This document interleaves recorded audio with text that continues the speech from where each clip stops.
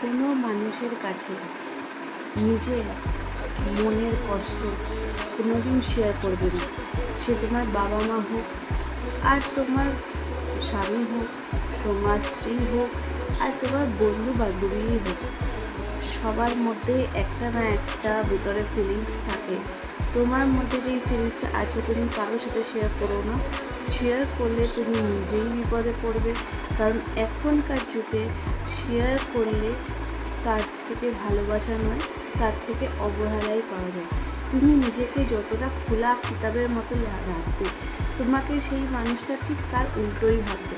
তুমি যদি তার বাড়ির লোকেদের হোক, তুমি বাইরের লোকেদের হোক, তুমি যদি নিজের কোনো কথা শেয়ার করতে যাচ্ছ, জীবনেও ভুল করো, এই কাজটা করো না। কারণ তোমার সেই জিনিসে তুমি যেদিন থেকে এই কথাটা বলবে, তোমাকে টেকিং ফর গ্রান্টেড নিয়ে নেবে।